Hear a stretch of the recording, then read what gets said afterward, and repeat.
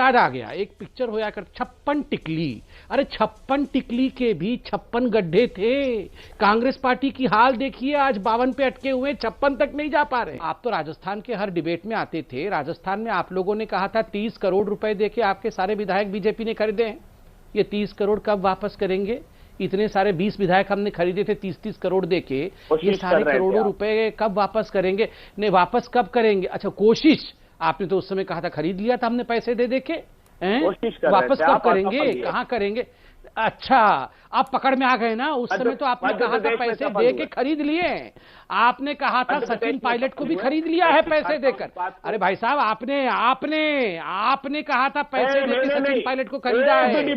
आपके साथ डिबेट में कहा था वापस करो हमारे पैसे वापस। रूबिका जी, मेरे पैसे वापस चाहिए।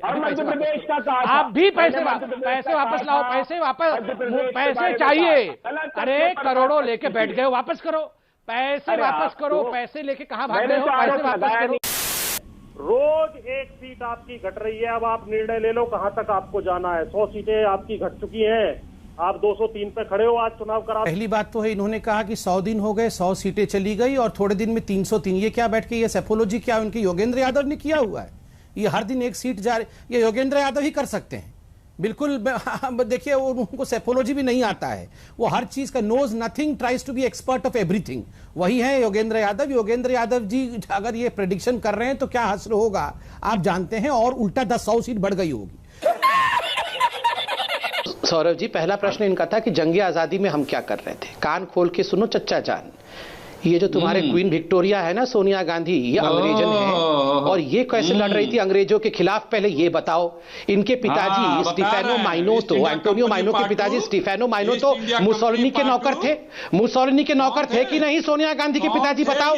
मुसोलिनी के नौकर की बेटी ये हमसे सवाल पूछेगी कि हम भारतीय है कि नहीं। और हिंदू, ये हिंदू फिरोज खान के पोता हमें हिंदू बनाने चला है। अरे फिरोज खान का पोता हमें हिंदू बनाएगा? अरे दादा का कबर है, तुम हमें हिंदू बनाओगे? और तुम्हारी क्वीन विक्टोरिया ने तो सुप्रीम कोर्ट में कहा था राम डज नॉट एग्जिस्ट। अरे शर्म करो, शर्म करो। फिरोज खान के वंशज, शर्म करो। तुम हिंदू बनने चले हो? तुम हिंदू बनने चले हो? भगवान राम कर रहे हैं एग्जिस्ट बोलने वाले अभी भी तुम्हारी क्वीन विक्टोरिया ये आपके मैनिफेस्टो में है। भगवान राम डज नॉट बीजेपी के तुम हमें हिंदू सर्टिफिकेट दोगे? राम जी का मंदिर नहीं बनना चाहिए, उसके लिए सुप्रीम कोर्ट में ये चर्चा जान के केस लड़ रहे थे, यहाँ हंगामा मचा रहे हैं। राज्य मंत्री ने, अंग्रेज इनका प्रेसिडेंट है, अंग्रेज के पैरों के नीचे पड़े हुए हैं और यहाँ आके नाप रहे हैं कि कौन कितना हिंदुस्तानी है। शर्म करो, शर्म करो। जाके जाओ फिरोज खान के मजार पे और फिरोज खान के कबर पे जाके फूल चढ़ाओ। नहीं माना इन्होंने, फूल चढ़ाओ फिरोज खान के कबर पे जाके। इतना हल्ला मत मचाओ यहाँ पे। ये चला है यहाँ हिंदू बनने के लिए। खत्म कि कुछ देर की खामोशी है, फिर शोर आएगा। तुम्हारा तो वक्त आया है, हमारा दौर आएगा। ये एको आ रही है, एको निकाल दीजिए। राहुल गांधी तो पहले आईना खुद देख ले, बाद में आईना दिखाने का काम करें।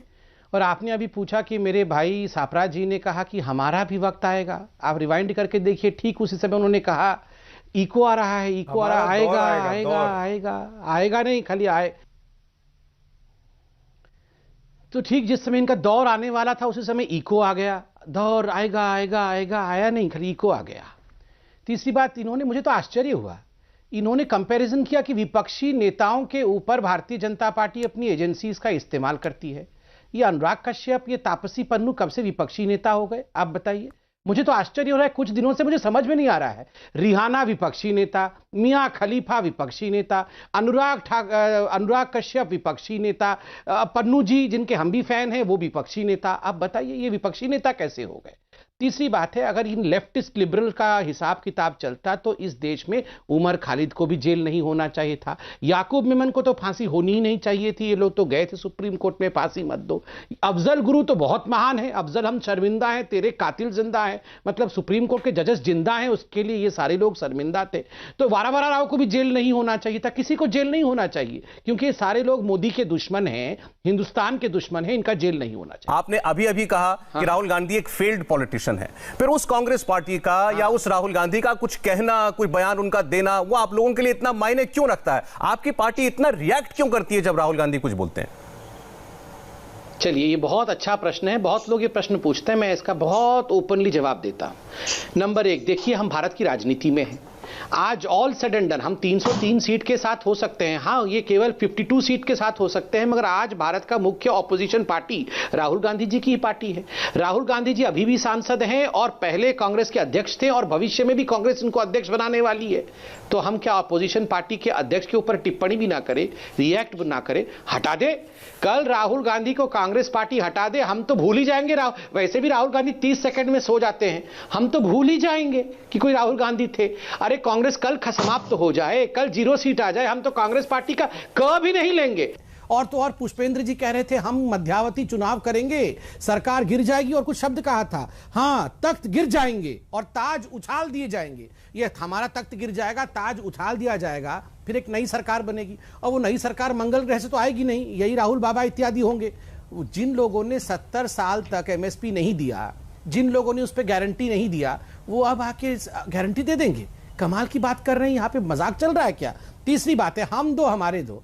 ये अंजना जी, इनका कैसेट प्लेयर अटका हुआ है। कभी कभी तो मैं सुनता हूं तो मुझे लगता है ये 2014 से ही, मतलब ये वीडियो कहीं 2014 का तो नहीं है, ये ट्वीट कहीं मतलब आप 2014 से देखिए।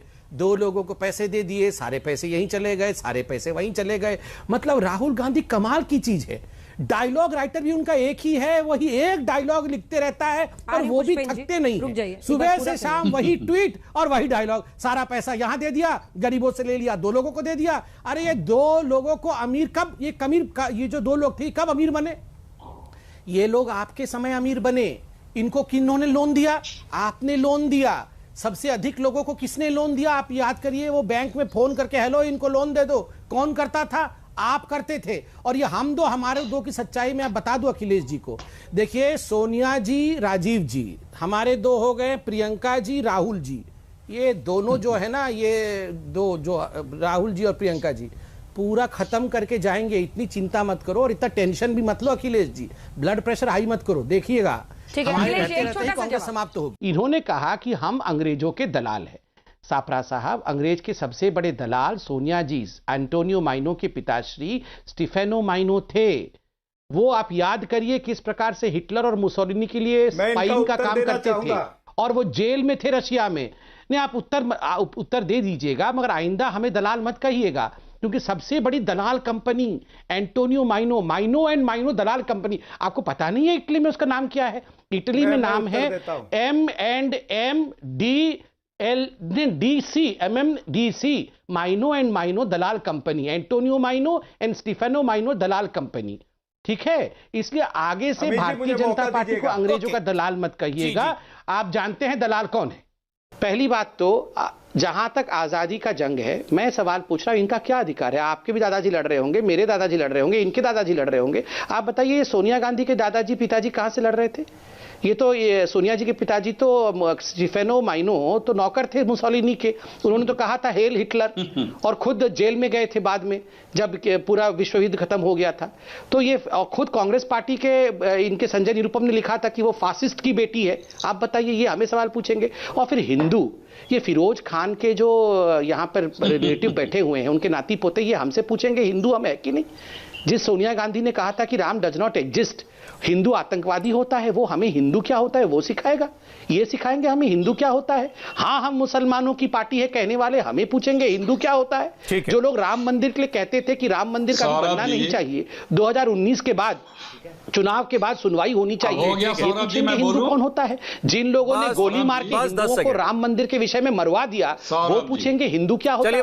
अरे लाख गंगा में डुबकी लगा दीजिए, लाख जनेऊ कोट के ऊपर पहन लीजिए। बोलिए अब अखिलेश जी, आपका समय शुरू हो रहा है, बोलिए। सौरभ जी, सुबह से हाय तपसी, हाय तपसी, हाय पन्नू, हाय पन्नू, ये हम कर रहे थे क्या? इसलिए आप पेट्रोल करते कर रहे हैं, सुबह से हाय तपसी, हाय तपसी कर रहे थे, आप बोल रहे हैं तपसी की बात क्यों कर रहे हो? अब कैसे नहीं, सुबह से किसने तपसी लगा हुआ था? अब सीट से उछल रहे हो। सुबह से तपसी, हाय हमारी तपसी, हाय पन्नू, हाय अनुराग, ये तो आप कर रहे थे। आप बोल रहे पेट्रोल पे बात करो, डीजल पे। देखिए गलती क्या हो रही है रूबिका जी, मैं बताऊं। ये हमारे जो कांग्रेस के सारे कार्यकर्ता हैं और इनके नेता हैं, वे दूसरों की पुस्तकें पढ़ने में लगे हुए। जो इनके घर के पुस्तक है उसको कोई पढ़ ही नहीं रहा है। और आप बताइए सड़कों पर अब पुतले फूंके जा रहे हैं इनके नेताओं के। आप पहले अपनी तो पुस्तक पढ़ लीजिए, उस पुस्तक की क्या हाल है देखिए। आप पुस्तक का ऐब देख रहे हैं कि बहुत सारे ऐब बने हुए हैं, आप पुस्तक का पुशअप देख रहे हैं, आप पुस्तक का डांस देख रहे हैं। अरे पुस्तक का ये है कि नहीं पहले देखिए तो सही, खाली है या ऊपर कुछ भरा भी हुआ है, पहले उसको देखिए। आप बाकी सारी पुस्तकें पढ़ने में लगे हुए हैं, गड़बड़ वहां है और कहीं नहीं है। दूसरी बात, आपने कहा कि खरीद रहे हैं हम एमएलए को, मतलब ये जो G23 के नेता हैं, हमने आनंद शर्मा को खरीद लिया है, हमने कपिल सिब्बल को खरीद लिया है, मनीष तिवारी बिकाऊ है, ये वीरप्पा मोइली बिकाऊ है।